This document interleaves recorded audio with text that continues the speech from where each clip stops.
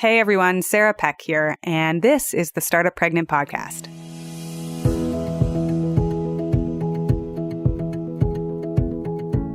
Something that can be really challenging when you are either a busy person working, a busy entrepreneur, or you're in a leadership position, or when you're a new mom, is staying in touch with people on a regular basis.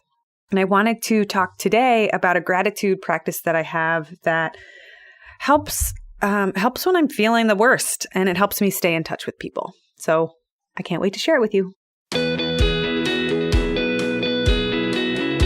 Welcome to the Startup Pregnant Podcast, where we talk to creative leaders about what it means to be an entrepreneur and a parent. I'm your host, Sarah K. Peck.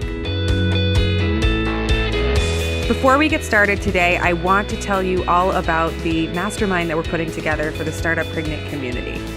One of the things that has changed my life the most, this is Sarah talking, my personal life, is being part of communities of women and entrepreneurs where we get to go really deep.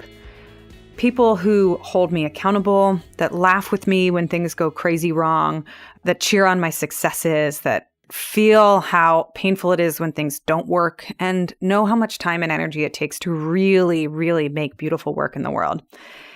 Community makes all the difference. So at Startup Pregnant, we are launching a mastermind program for Startup Pregnant listeners, for Startup Pregnant women who are interested in going deeper around questions about parenting, about motherhood, and about leadership in both business and life. We're launching a small, private beta version of the mastermind this summer in June 2018.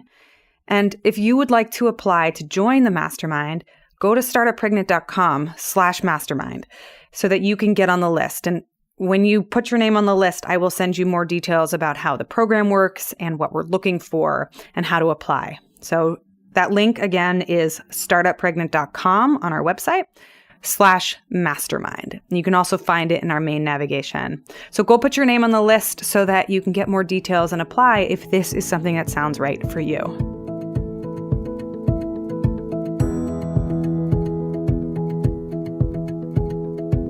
We live in a world that's hungry for connection, for friendship, and for kindred spirits to be in our lives.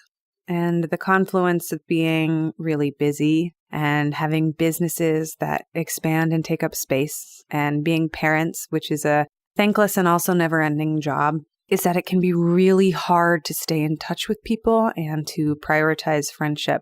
And then when you layer on top of that, social media is this like false window into connection. It's not always good for connection, but sometimes it's just this voyeuristic look at other people's lives without actually getting into the intimacy and the connection that's really important.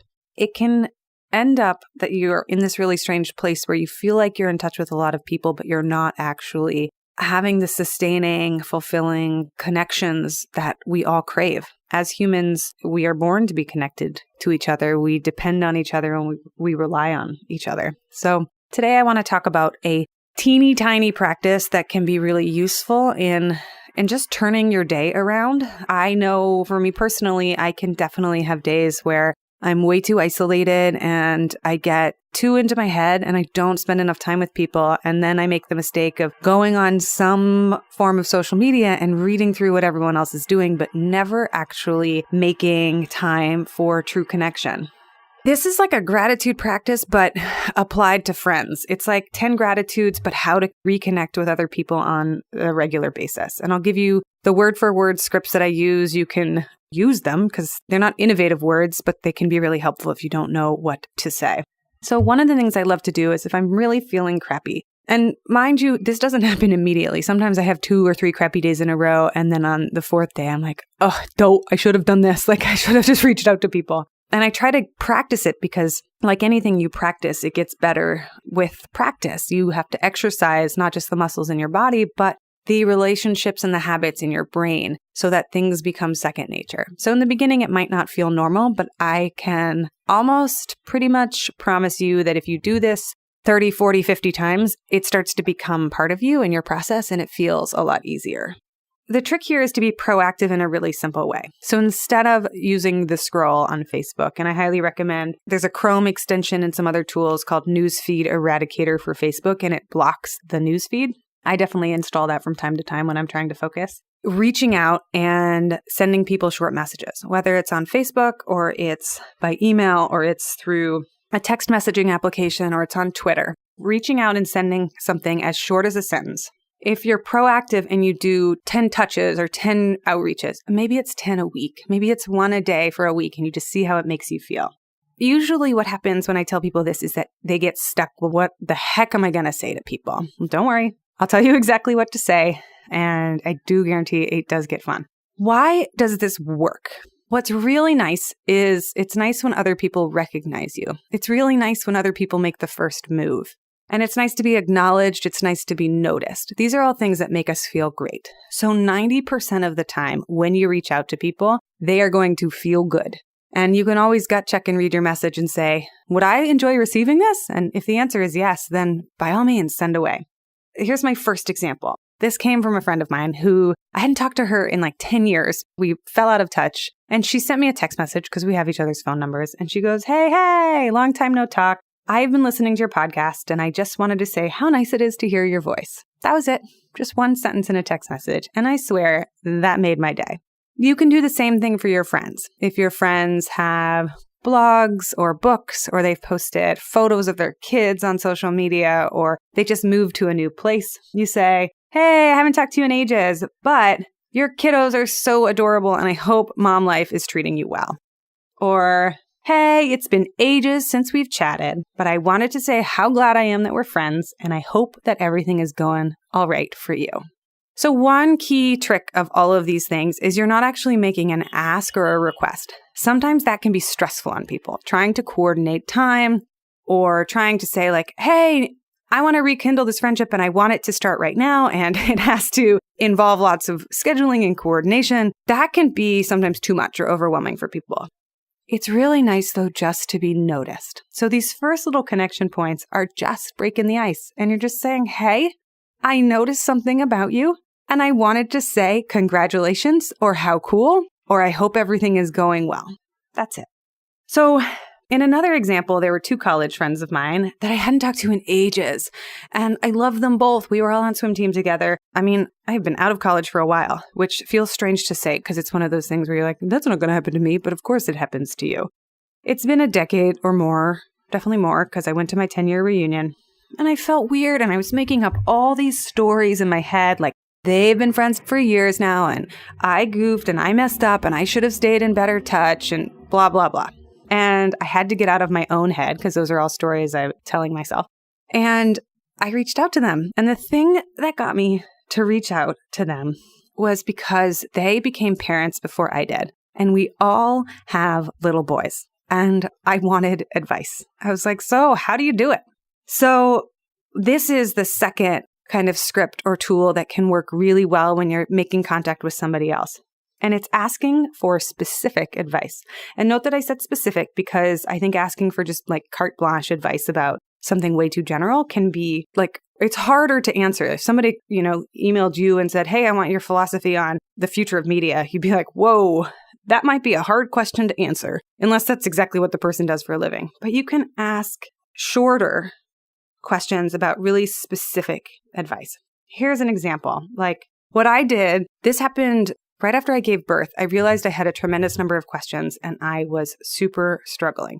And I was struggling with breastfeeding. I didn't know the ins and outs of daycare. And there are other things that I just didn't really like. Sleep was also something I was like, what does it do? So I picked 4 or 5 people. I hadn't talked to them in ages, but I knew they were parents. And I sent them a text message being like, hey, I haven't talked to you in ages, but I am trying to figure out what to do with daycare. Can you tell me whether or not you put your kids in daycare and how you did it and how old they were? And always, these people were so nice. Like, people are so kind. Either their phone number's changed and they're not going to get back to you because they never got the message, or they're going to write back and be glad you asked. The more specific, the better. Another set of girlfriends I just wrote to and I said, I am having the darndest time figuring out breastfeeding. Can you tell me, did you do it? Did it work? How long did it last? And I had responses all over the place. Some people, they said, I'm so sorry you're struggling. It worked for me and it was pretty easy. And I know that's not the case for everyone. So I don't have great advice to give you, but good luck. And I'm thinking about you. It felt good even to get that back because they had heard me. They knew I was struggling. They were thinking about me and they were able to shrug and be like, I don't have the best advice for you, but I'm like, good luck, mama.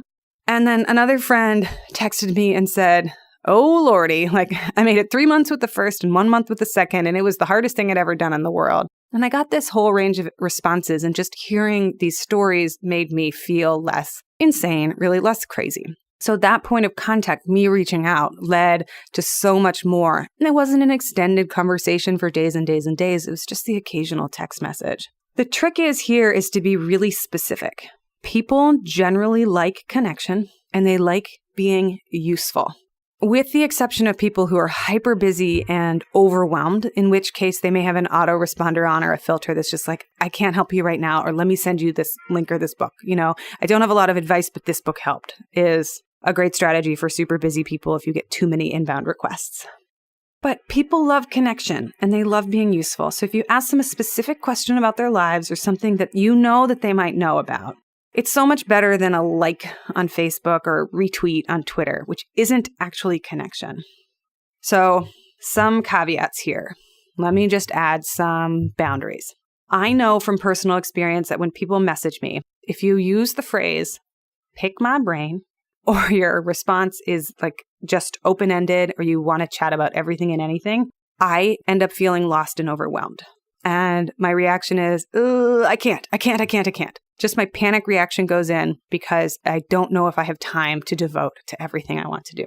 But if you ask something so specific and relevant to right now, and I know that I can be really useful for you, even if I'm busy or swamped, I have this archive of 500 essays, and now I'm going to have this archive of podcasts. And I write back and I say, I love this question. I totally know where you're coming from. It's such an important one. And I wrote a whole essay about it over here. And I send them the link.